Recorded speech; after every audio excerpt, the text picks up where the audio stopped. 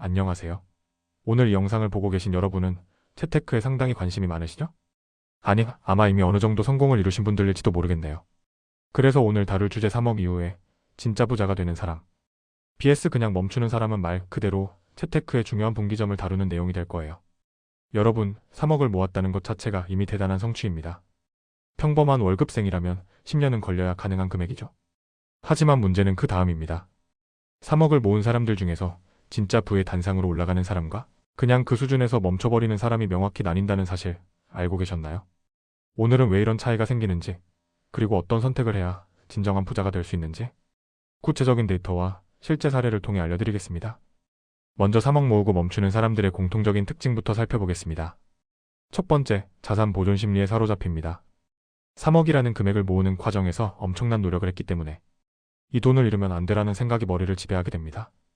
결국 안전자산인 예금, 채권에만 매몰되고 인플레이션에 자산이 녹아내리는 걸 모르는 시간을 보내게 되죠. 3억을 연 1% 예금에 넣어두면 1년 후 3억 3천만 원입니다. 하지만 물가상승률 3%를 고려하면 실질 가치는 오히려 감소합니다. 두 번째, 복리의 힘을 과소평가합니다. 3억을 모은 사람들 중 많은 수가 이 정도면 된다고 생각하지만 부의 성장은 선형이 아니라 지수적이라는 사실을 간과합니다. 3억을 연 7% 복리로 운용하면 10년 후 약 5억 9천만 원, 20년 후 11억 6천만 원이 됩니다. 하지만 10% 수익률이라면 10년 후 7억 8천만 원, 20년 후 20억 2천만 원으로 폭발적으로 성장합니다. 세 번째, 소비 확대에 빠집니다. 3억을 모으면서 견뎌왔던 소비 욕구가 한꺼번에 터져나오는 경우가 많습니다. 고급차, 명품, 비싼 해외여행 등 3억어치 소비를 순식간에 해버리는 겁니다. 1억어치 자동차 한 대 사면 이미 자산의 33%가 날아간 겁니다. 네 번째, 투자 지식 업데이트를 멈춥니다. 3억을 모을 때까지 공부했던 투자 지식에서 진전이 없습니다. 주식만 하던 사람이 계속 주식만 하고 부동산만 하던 사람이 부동산만 고집합니다. 시장은 계속 변하는데 지식은 그 시점에 멈춰버리는 거죠.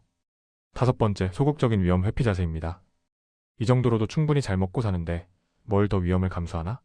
라는 생각에 갇히게 됩니다. 하지만 진정한 부자는 위험을 관리할 줄 아는 사람이지 위험 자체를 회피하는 사람이 아닙니다. 자, 이제 반대로 3억 모은 후에도 계속 성장해서 진짜 부자가 되는 사람들의 차별점을 보겠습니다. 첫 번째, 자산 배분에 완전히 다른 접근을 합니다. 3억을 모은 후에도 유동자금, 안전자산, 성장자산, 위험자산의 비율을 전략적으로 유지합니다.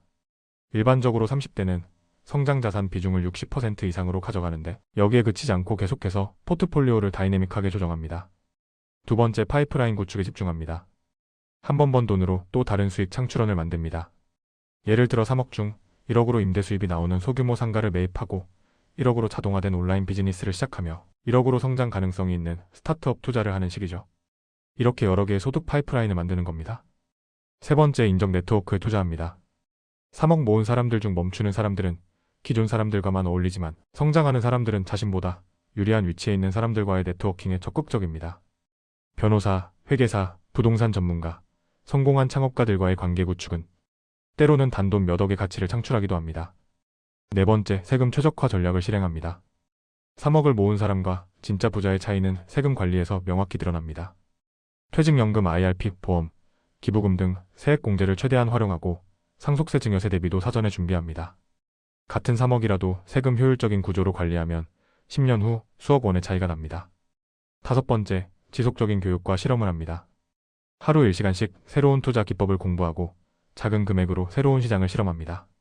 암호화폐, 선물 옵션, 글로벌 자산 등 새로운 분야에 대한 이해를 높이고 실전 경험을 쌓습니다. 이런 실험 하나가 향후 수십억 수익으로 이어질 수도 있습니다. 여섯 번째, 타인의 문제를 해결해주는 비즈니스 모델을 찾습니다. 3억을 모은 후에는 단순 투자에서 한 걸음 더 나아가 다른 사람들이 해결하지 못하는 문제를 발견하고 그것을 해결해주는 비즈니스를 구축합니다. 부동산 문제, 세금 문제, 자산관리 문제 등 전문성을 활용한 문제 해결은 놀라운 수익을 가져다 줍니다. 자, 여기까지 3억 이후에 멈추는 사람과 성장하는 사람의 차이점을 알아보았습니다. 이제 실제 사례를 통해 확인해 보겠습니다. 사례 1, 김모 씨 45세, 3억 모은 후 5년 후. 당시 45세에 3억 자산 확보. 모든 자산을 예금과 채권으로 전환. 현재 55세, 자산 4억 2천만 원, 인플레이션 고려시 실질 가치는 오히려 감소. 사례 이모 씨 44세, 3억 모은 후 5년 후. 3억 중 1억으로 동네 소규모 빌딩 매입월 300만 원 임대 수입. 8천만 원으로 자동화된 쇼핑몰 운영.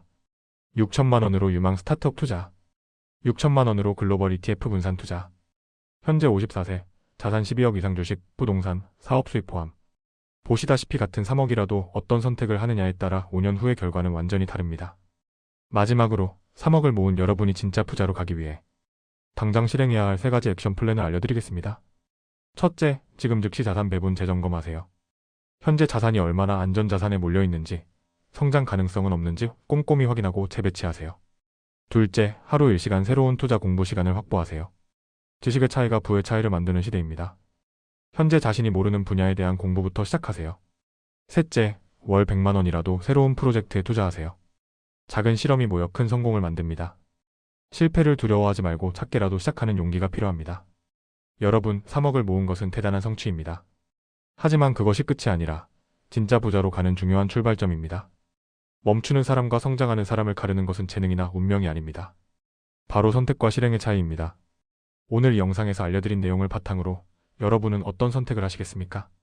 지금 바로 행동으로 옮긴다면 5년 후, 10년 후 여러분은 틀림없이 지금보다 훨씬 더 성장한 모습을 발견하게 될 거라 확신합니다.